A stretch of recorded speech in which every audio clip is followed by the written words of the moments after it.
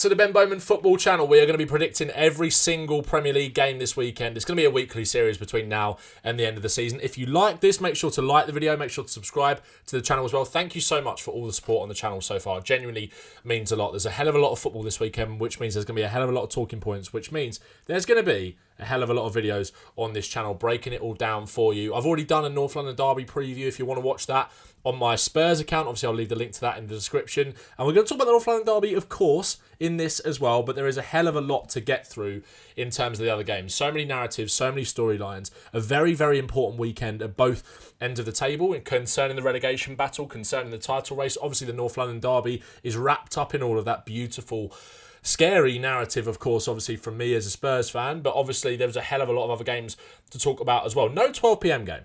No 12:30 game tomorrow, which is woke nonsense. Are you with me on that? Are you with me on that, guys? Bit of woke nonsense, if you ask me. But Villa Leeds is where we obviously kick off on Saturday afternoon. Now, Villa obviously going into this one third in the Premier League table, still going pretty strong.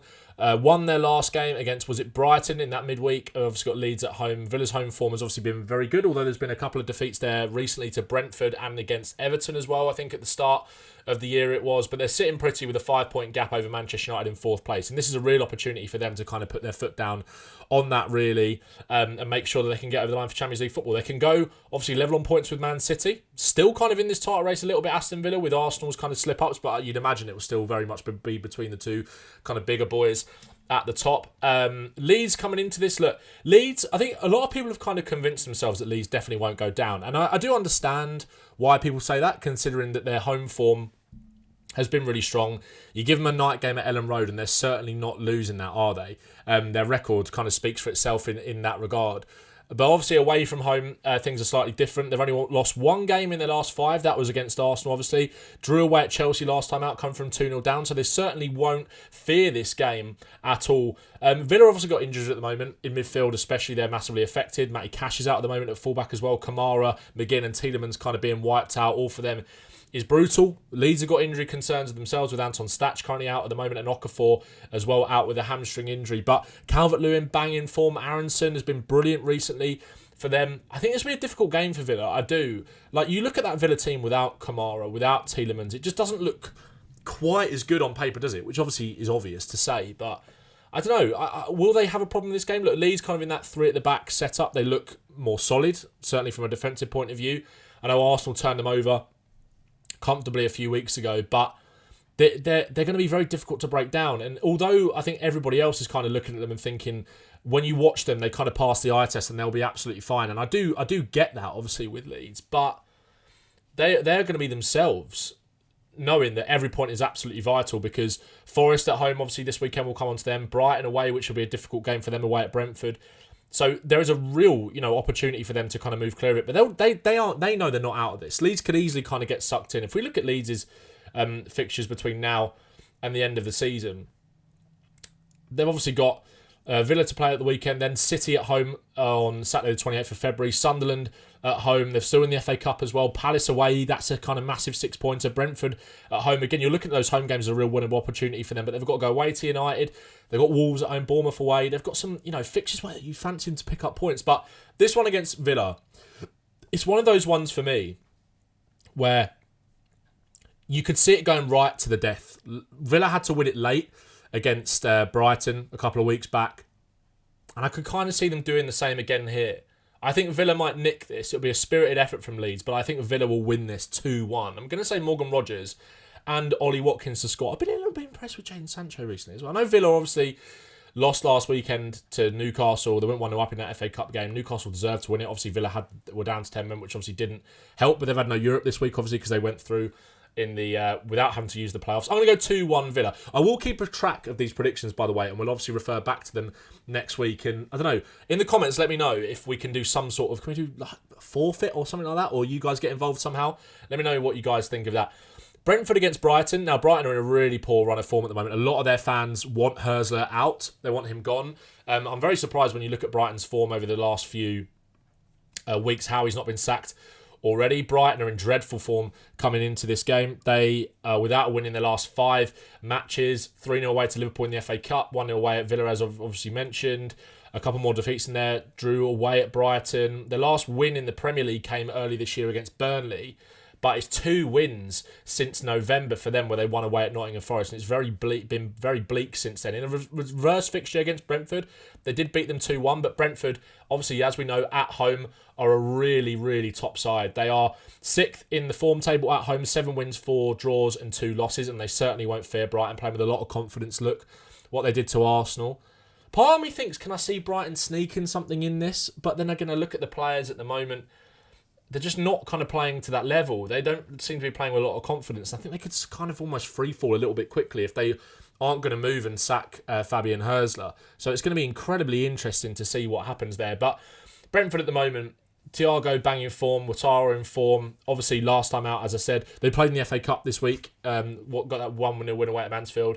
But their last home performance in the league, they were brilliant against Arsenal. And I think if they can kind of carry that momentum into this game, look, there's a bit more expectation at Brentford now, and which is, amazing for them, but obviously, does add that extra layer of pressure. They did go for a bit more of a sticky patch at the start of the year, 2-0 wins, 2-0 defeats at home to Forest, and a 2-0 defeat away at Chelsea as well, but they've kind of bounced back recently, beating Brentford away, beating Villa away, 2 huge away wins, and then Arsenal, so they certainly won't fear Brighton coming here. And I'm going to go with a 2-0 Brentford win. I'm going to go 2-0 Brentford. And look, that does kind of put Brighton into a difficult situation. Like I said, if Leeds, I don't think Leeds will get something at Villa. I predicted Villa to win that game. But, you're looking at Forest, maybe Spurs potentially. Palace at the weekend can kind of move further clear from them. So it's going to be, it's tough times for Brighton at the moment. It really, really is. Next up, Chelsea, Burnley. I think this will be fairly straightforward for Chelsea. Look, they've got themselves into a bit of bother recently, kind of making certain games that should be easier, more of a fight, or making more of a meal of them than they should, but I don't see how they don't win this game. I think this will be 2-0 to Chelsea. I think Palmer will score in this game. There's been talk of actually Nicholas Jackson coming back to Chelsea next season, which I think is interesting. I think he's someone that kind of brings the best out of Cole Palmer, but we've certainly seen him kind of regain some of his form recently. João Pedro obviously banging form himself. Chelsea have dropped more points from winning positions at home than any other side this season, though, so they've kind of got to be wary of that. And Burnley obviously turning around a 2-0 deficit away at Palace to win 3-2 a few weeks ago. But Palace are not in a great spot themselves at the moment, obviously with everything that's going on with Glasner.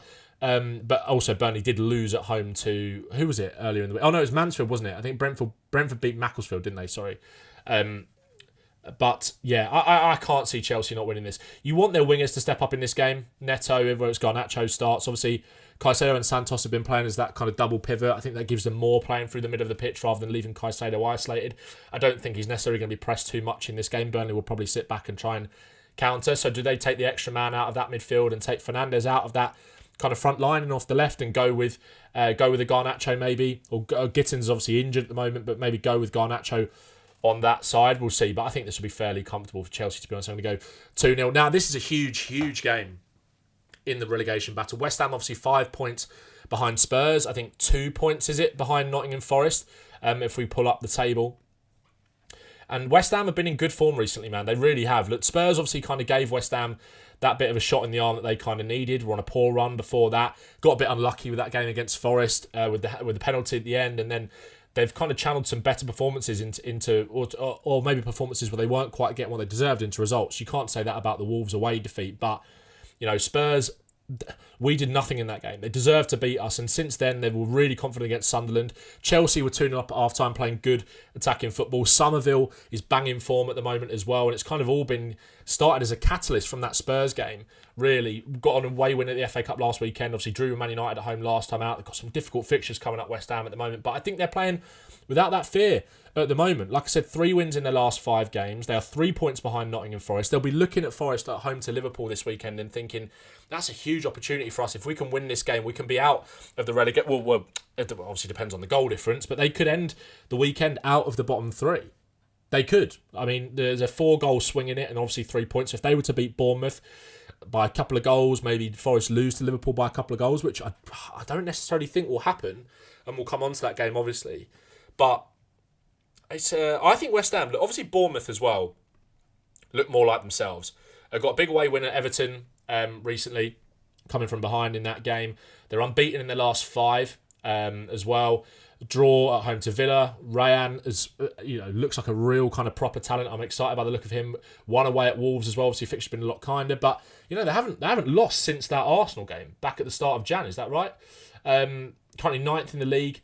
Can they kind of make that push for Europe that they always so seem to threaten to do, then kind of fall away in the second half of the season a little bit because of the way that Iraola wants to play? But only 3 points behind Brentford. As I said, I predicted Brentford to win this weekend, but they can kind of keep the pace, really, Bournemouth. So there's a massive incentive for them in this game. Their away form hasn't been great. It's not been bad, really. Again, their last 5 games, like I said, that's home and away. They're unbeaten there, but 3 wins away from home. Obviously, 1 at Tottenham. What were their other away wins this season? Bournemouth fans, if there's any of you watching this in the comments, you'll be able to let me know. Did they win the reverse fixture between these two? Let's have a quick look. The reverse fixture earlier on in the season, Bournemouth. It was a 2-2 draw. It wasn't that the game that Areola had an absolute worldy game, and I think West Ham were 2-0 up though in that game, weren't they? But West Ham under the lights, I think their fans are up for it. They're really up for this kind of fight, and I could see. Part of me thinks they'll nick this West Ham, but I also think Bournemouth have got a lot of quality and are playing with a lot of confidence themselves at the moment. Rayan, Krupi and Adley behind Evan Nilsson. Alex Scott and Cook is a good midfield. Fernandes has been excellent for West Ham recently, alongside Somerville and the new signs as well. Castellanos has come in and had a decent impact too. Pablo looks like he'll be out for this game, but I think I'm going to go for a draw, West Ham Bournemouth. I think 2-2. I think there could be goals in it.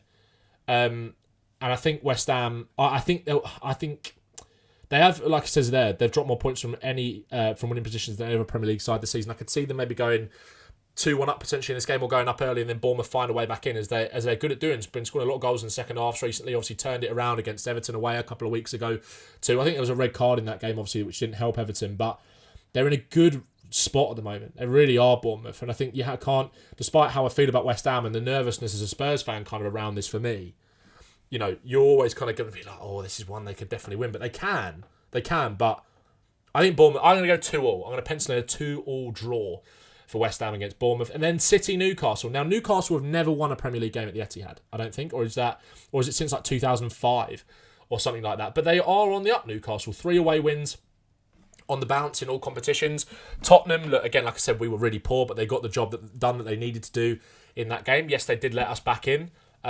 Which again they have done. Newcastle have dropped a lot of points from winning positions again. It feels like there's been a big feature of this episode in this prediction show, but they have, and that will kind of be obviously in their minds. But again, come back from 1-0 down against Villa last week. Were unlucky obviously with the penalty. There were good performance in the FA Cup. Huge confidence boost with Karabag in the week. And look, Karabag are poor, but there's been so many people saying that look, Karabag's not an easy place to go. It's a tough place to go in the Champions League, and it certainly is. And they made it look absolutely easy. And I think some of their most important players are kind of clicking into form now. Going to be very interested to see how they use Voltemada in this game. I think in this FOTMOB predicted lineup, I wouldn't be surprised if that's kind of what they go with Guimaraes out at the moment. Can they afford to kind of have Voltemada as a bit of a spare man in central midfield, playing off the striker? I'm not sure they will. I think they'll look to sit back, counter-attack, and use the pace of Elanga. Ramsey with ball carrying ability, Gordon as well, kind of in that free role as a striker to run into the channels, but also running behind centrally too, and use Joel Linton and Willock and their kind of pace and power and their ball carrying ability to get them up the pitch. But I do think City will probably have a little bit too much for them in this game. Semenyo in good form at the moment. I really like the role that Pep Guardiola is using Semenyo in, kind of as that second striker, just off Erling Haaland. Foden was much better. I think it was in the Fulham game. He played really well. Rodri, O'Reilly, I think he's been brilliant recently. The kind of pockets that he picks up in midfield, that City defence is starting to look a lot more solid now as well. And the thing is with City, they're always going to leave space. So Newcastle are going to kind of, that's going to help their game plan even more, obviously. But I just think that, again, obviously, on this channel, I try and strip bias out of anything that I say. But, I want City to win this. So again, it's in the back of your mind, their home record against Newcastle is so great. Surely they won't lose this. And then it's just like, they have, But I don't know. I think City will win this. I think they're obviously Newcastle in a better vein of form recently. There's a much more of a sense of collectiveness and togetherness around that team as well now, and around the manager and all those kind of things. I think some of those conversations have been put to bed. City's home record has been excellent so far this season, though, and I just think with the quality that City have got, I think Newcastle, again, like I said, they have been better recently, but there's also been context to some of those wins and performances. Like against Spurs, we were awful. Aston Villa, they were playing against 10 men. Qarabag, as I said, despite the fact that it is a tough place to go, and so many people have said that, and rightly so. I don't know. I just think that this is a huge test for them, which I'm not sure they're gonna pass, especially without Bruno G. Not having Bruno G in this game in midfield with Rodri, O'Reilly, and Silva, the way that those three are playing at the moment, I think it's gonna be a tough ask. For Newcastle, I'm going to go 3-1. I'm going to go Haaland, Semenyo, and I'm going to go with Nico O'Reilly to pop up with a goal. So we'll come back to that and see if I was right. Now, that's Saturday's games done. If you've enjoyed the video to this point, please make sure to subscribe. There'll be more videos like this coming, and like I said, a lot of videos over the weekend. Round 27. It's mental how quick this season's gone, really, isn't it? And then we move on to Sunday, Palace Wolves. Now, a lot of chat. And let me know if you want me to do this, by the way. I was thinking about asking Ollie if he wanted to jump on a video to talk about the kind of relegation battle. Because I think Palace are in this, man. There's been talk about Robbie Keane potentially going there as an interim. It looks like Glasner may not be the manager after this weekend. Some inflammatory comments in the presser today. And I think his post-match last night, there were chants over in, was it Bosnia? Where they played in the Conference League on Thursday last night. Of we want Glasner out. The feeling around the club is really, really a bit toxic at the moment. And Wolves will be riding high after that draw against Arsenal. And Wolves are one of those teams, because of the fact that they just are down. They're not getting out of this. They're playing with freedom at the moment. And believing they can kind of get a result against anyone. That's the attitude and mindset they're kind of going in with. And Palace have struggled under Glasner when teams have sat back in low blocks. That's kind of been his kryptonite. And even when they do that, like Burnley a couple of weeks ago, where they do have the quality, and I think Strand Larsen's made a difference to that Palace attack. But again, they're going to be coming into it leggy. Not a great feeling amongst the fan base. It just feels like this is one they could drop points in, and they're getting suckered further into it, and it forces the club to make a decision on Glasner, and they pull the plug and go for someone else. Maybe Thomas Frank ends up potentially at Palace, which will be an interesting one. Let me know what you guys think of that in the comments. But yeah, I could see Wolves nicking something here. I'm going to go 1-1. I'm going to go 1-1 Palace Wolves. And if you look at where that leaves Palace in the table then, obviously I predicted Brighton to lose. I've also predicted Leeds to lose. I think Leeds will get something. I'm going to stick with it. But Palace, 32 points. If Forest or Spurs were to get a win, that really creates such a tightness around this period of around this section of the table. And I think it's going to be 1-1. I do think it's going to be 1-1. I just do. They sit 13th but ranked 7th in XG, underperforming expected points by nearly 9. But again, I just think their performances aren't matching up. In terms of the eye test, not matching up to that really.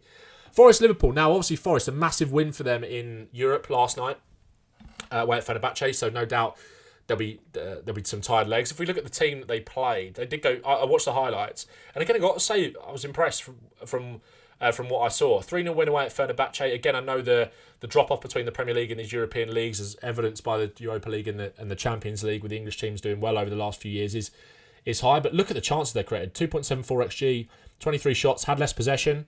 Again, I know Vitor Pereira is going to play kind of, let's try and hit them on the counter-attack a little bit away from home. Obviously, at home against Liverpool, there'll be more of an onus on them to kind of go forward. But look at the team they put out. Jesus, Hutchinson, Hudson-Odoi, Gibbs-White, Sangare, Anderson. Pretty much a full-strength Forest team. Obviously, in Vitor Pereira's first game as well, he wants to really get a look at the players. So you'd imagine a lot of those guys will also play on Sunday against Liverpool. And it's one that Liverpool are not going to be... They're not going to be... Look, I think Vitor Pereira's a sensible appointment. I actually really do like it. I think obviously he got Wolves out of trouble last year, was really able to galvanise the fan base that I don't think were necessarily all wanted Sean Dyche out or anything. I know Sean Dyche, there'd been questions from some people about whether he should stay in his job, but this is a guy that was nominated for Manager of the Month in January, was still doing quite well with Nottingham Forest, had some decent results. And obviously they drew with Arsenal recently as well, so they're not scared of the big boys coming here. I just do think with Liverpool, they're starting to look a bit more like themselves now. Gravenberch, McAllister not been at his best, so can Forest kind of almost win that midfield battle with Anderson and Gibbs-White and the legs that they've got, trying to target him, trying to knock him off the ball, stop him from dictating the tempo of the game. That's obviously going to be key with Florian Wirtz as well, because he looks like he's purring at the moment. Looks a lot more like the player that we all thought we were going to see come into the Premier League. Ekitike, obviously in good form as well. Salah looks more like himself now after coming back from AFCON. I think Liverpool, despite the fact that Brighton were really poor and are in a poor moment at the moment, I think Liverpool can take some confidence from the fact that they do just look a bit more like themselves. Like I said at the time, Kirkes got Kirkes' assist for Curtis Jones and Salah's assist for Szoboszlai for those 2 goals to put them 2-0 up, and even the conviction that Salah took the penalty, and I know it's a penalty, but they just looked more like Liverpool goals. Sometimes that just that does make an impact. Like they look a bit more like themselves again. I think that this might be a difficult one for Wirtz. Like I said, with the power in that Forest midfield and Milinkovic and Morato. Obviously, you'd imagine Murillo will probably play unless Murillo got injured last night, which I didn't see, but he scored a brilliant goal. Can he impose himself on this game? Physically, it's going to be a tough task for him, but he's also gone away at Sunderland and played really well in an imposing atmosphere with big, strong physical players. And I think with that low centre of gravity, he can get wriggled away from players and cause problems. His relationship with Ekitike is blossoming, but I think Forest, that City ground atmosphere is going to be rocking. They can hurt teams from set pieces. Like I said, Vitor Pereira's got a track record in the Prem of being able to, or certainly last season, without key men as well, without Cunha last year for a fair chunk of that running, being able to get them out of it and galvanise the fan base. I think it'll be tight and tough for Liverpool. And part of me thinks it could be a score draw. I do. But then Liverpool, I don't know. This was one of the ones thinking about it going into this video I was really torn on. Really, really torn on. Maybe Liverpool can capitalise on Forest's kind of lack of freshness, potentially. And Liverpool have had obviously they played last Saturday, so they'll have 6-7 days. That wasn't even intentional. Between their last game and this one. You know what? I'll back Liverpool. To get a 2-1 win. I think it'll be really hard fought, but I think I could see Ekitike. I think Salah this weekend will announce his kind of comeback properly with a proper goal. So I could see, I'm going to go for Liverpool to win that. But again, I'm not totally convinced about that prediction. Sunderland, Fulham. Look, Sunderland have kind of tailed off a little bit recently. Fulham, they're kind of a bit of a full storm with that sort of run for you. They're 11th and 12th in the table. Fulham haven't kept a clean sheet in 10 matches. Sunderland obviously lost their last Premier League home game to Liverpool. But Fulham have scored more goals than Sunderland this season. They've got more quality in their attack at the moment. Sunderland, as I said, in terms of form, back-to-back defeats away at Arsenal and at home to Liverpool, so some tough ones. Fulham, though, 3 defeats in a row. Look, they played okay against Man City in spells. Could have had a goal there. Lost at home to Everton when they really kind of shouldn't have. And they were decent against Man United at Old Trafford as well. So they can definitely go away from home, as evidence in that United game, and kind of impose themselves on it. And I think the onus will be on them to play the football. But I don't really see anything other than a draw in this game. We're just, both of those at the moment just feel a little bit sludgy, just not quite themselves. So I'm going to go for a 1-1 draw, Sunderland, Fulham, and then that takes us on to the North London derby. Now, as I said, I've done a in-depth preview on my Spurs account, so make sure to go and watch that. Me and Seb have also spoken to Rory on the podcast this afternoon, which is out now as well. Only Tottenham. And you can see my channel links there on the ticker on the bottom of the screen. So if you go and subscribe to the pod, go and follow me on TikTok and Twitter and Instagram and all that good stuff, that'd be amazing, and I'd massively appreciate that. But look, this is the biggest North London derby in recent memory. Probably bigger than the one in 2022 when it was a straight shootout for Champions League football with what was on the line and what's on the line here. But it's really, really big. Like Arsenal, I don't think they'll be licking their wounds necessarily after what happened at Wolves. I think they'll look towards this game as a real chance to bounce back. I think for Spurs, it's not necessarily a free hit. Nothing's a free hit with the situation that we're in at the moment. But for Igor Tudor, maybe it is the right kind of game for his first game. Look, anything will be better than Thomas Frank, and we couldn't have had Thomas Frank going into this game because the players just wouldn't really be behind. The fans wouldn't be behind the team as much. The atmosphere kind of wouldn't be there. And the shift in mood in the Spurs fan base now feels quite significant to just back the team, get behind them, and let's really, really get ourselves out of this mess. Igor Tudor in his press conference today has said that Spurs will 100% be in the Premier League this season, which is always a dangerous thing to say when how social media works now and how people can kind of get clipped up. But I like the confidence that he's come in with. Hopefully he can breathe that into the group. And we can take it forward and we can go and win some games. And look, this isn't a game that will necessarily define our season. If we can learn a lot from it in terms of what we could take into more winnable games, and as long as we see a performance that we can get behind, I think Spurs fans will probably be satisfied. You just don't want to get battered and roll over as we've done in so many North London derbies. And I think if Spurs do sit back, I don't think this will be the system. I think Spurs will... I'm not sure. Look, I keep going to call him Igor Thiago. Igor Tudor has mainly used the 3-4-2-1 in his career. Like for 90% of the games that he's managed. Has played a 4 at the back, but it was only in his first game, I think, at Lazio in his previous spell in Italy before he moved to Juventus. And maybe with the situation that Spurs find themselves in and the lack of options that really suit his system properly. Like if you guys don't know, he does play a 3-4-3. He likes the wide centre backs to push on and be aggressive, and he wants to push on and be aggressive and get in the face of the opposition and press. And I think we've got to do that. We can't just let Arsenal settle. We can't just sit back and let them dictate the tempo of the game and settle in, really. And I know Arsenal have let teams back in when they've done that and not put their foot on their throat, not put the foot on the throat of the opposition. But I do feel like with the North London derby, they'll probably be willing to, have that desire in them to make a statement and right the wrongs of what they've done in the last 2 games, especially at Wolves. I think Saka will be back on the right-hand side. I think Odegaard will be back in the team for Arsenal as well. Gyökeres and Martinelli will play. I'm not sure if Trossard is available. Was it a concussion sub or not? Apparently Saka...